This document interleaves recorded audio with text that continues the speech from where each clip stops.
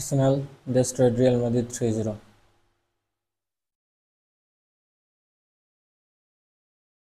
Ancelotti আর আমাদের বাঁচতে দিল না। এটা দরকার ছিল ভাই, এটা দরকার ছিল, অনেক দরকার ছিল। এই রিয়াল মাদ্রিদের স্টাফ, প্রেসিডেন্ট, আমাদের কোচ, ফ্যান্স, অনেকগুলো ফ্যান্সের এত অ্যারোগ্যান্স, এটা কমার একটু দরকার ছিল। রিয়েলিটি চেকের একটা খুবই দরকার ছিল। আমাদের নাই ফুল ব্যাক, আমরা হচ্ছে রাইট উইংয়ে ফুল ব্যাক খেলাই, আর হচ্ছে সিবির হচ্ছে লেফট ব্যাক, এবং হচ্ছে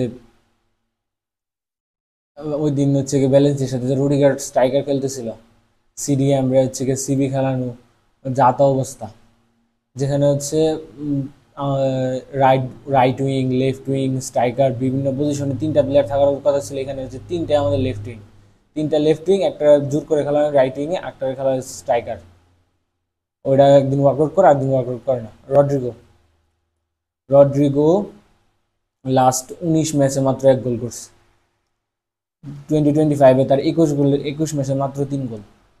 সে ন্যাচারালি একটা লেফট উইং, ওরে খেলানো হচ্ছে রাইট উইং। গতকালকে রাইট উইংয়ে ওরে 85 মিনিট পর্যন্ত খেলানো হয়েছে। কোন রিজনে? ও ওয়ার্কআউট করতেছিল না। সাব কেন করানো হয়? সাব থাকা হয় যেন হচ্ছে ওই মুভমেন্টে হচ্ছে ও ওয়ার্কআউট করে। একটা প্লেয়ারে যখন নামাই তখন হচ্ছে গিয়ে ফ্রেশ লেগে নামলে ওই পজিশনে আমাদের একটা বেস্ট প্লেয়ার ছিল ব্রাহিম ডিয়াস, ও সাবে অলওয়েজ ভালো করে আসতেছে আর কি। ওরে কেন নামানো হয় না? ওরে নামানো হয়েছে 5 মিনিট আগে।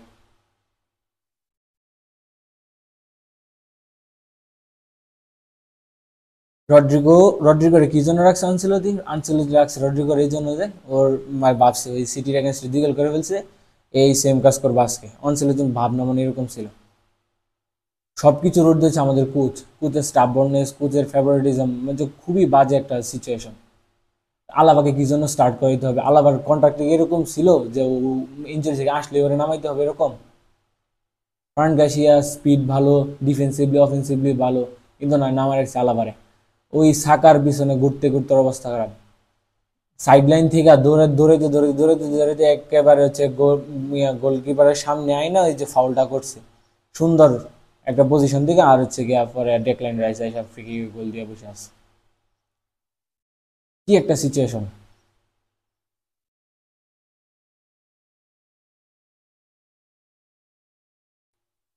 দিন শেষ হচ্ছে সাফার করা লাগে হচ্ছে ফ্যান্সদের, ওই রাত জায়গায় খেলা দেখা, যখন একটা ম্যাচ হারে এরকম ভাবে খারাপ ভাবে হারার পরে পুরো একটা সব, মানে পুরো একটা উইক একটা এইরকম একটা ট্রমার মধ্যে দিয়ে যাওয়া লাগে। এখন সবাই বলতেছে 99% ফেথ, 99% চান্স, 1% ফেথ, হ্যান ত্যান। এই সবাই আর চান্স নাই। 3 গোল হচ্ছে গিয়ে এই আর্সেনালের এগেনস্টে 3 গোল দিয়ে পরে 4 নম্বর গোল দেওয়া পসিবল না। আমাদের নাই কোনো প্লেয়ার, একই প্লেয়ারে খেলাইতে খেলাইতে খেলাইতে এদের দেখলে মনে হয় ক্লান্ত হয়ে আছে, এটা কি খেলবো?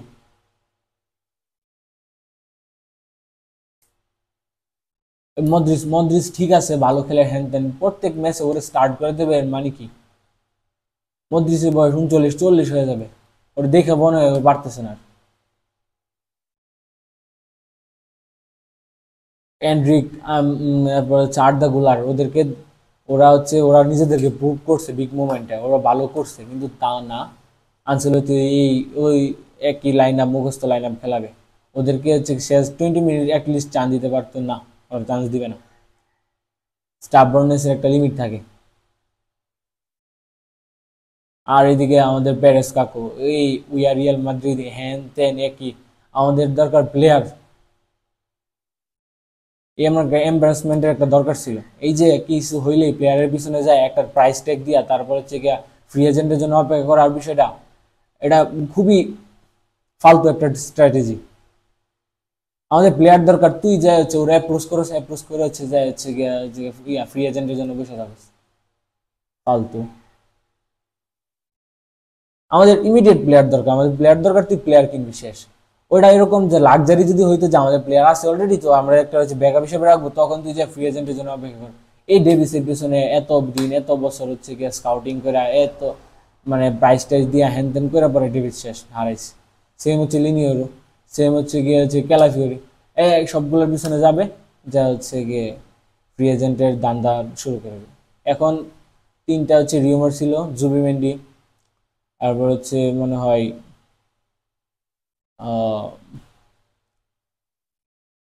আর্নল্ড আরেকটা প্লেয়ার ছিল, যেগুলো হচ্ছে ডিফেন্ডার আরেকটা।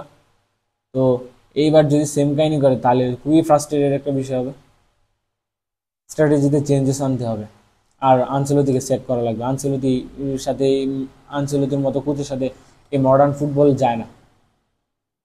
কি এক সেট ব্যাক, কথায় কথায় হচ্ছে গিয়ে ডিফেন্ডিং শুরু করে। আর্সেনাল অ্যাটাক করতেছে, এটা একটা নর্মাল বিষয় যে হচ্ছে আমরা যদি অ্যাটাক না করি তাহলে হচ্ছে অপোনেন্ট বেশি বেশি অ্যাটাক করবে, বেশি বেশি অ্যাটাক মানে হচ্ছে গোল খাওয়ার পসিবিলিটি বাড়বে। এই না, এই আর্সেনালের এগেইনস্টে হচ্ছে ডিফেন্ড করা শুরু করছে। সবগুলো হচ্ছে লম্বা পোলা পাইন, পুক্তা বডি বাড়াওয়া।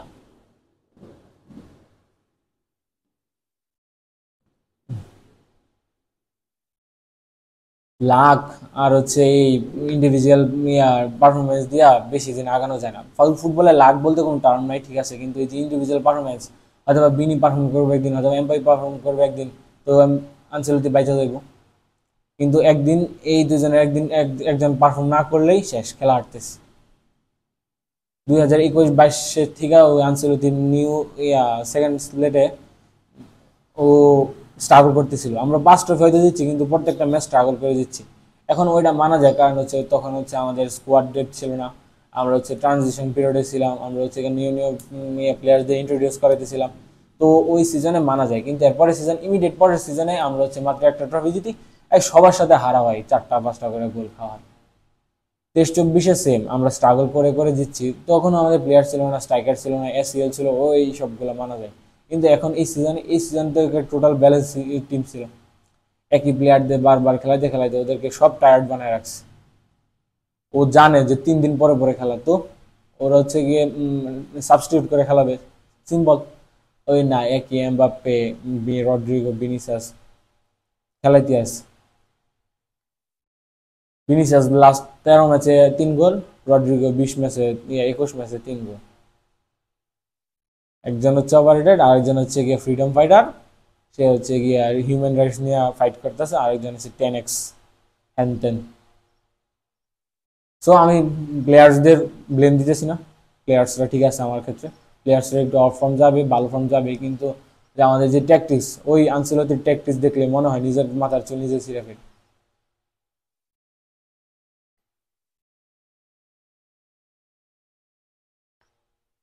তো আপনাদের মতামত কি একটু জানাবেন।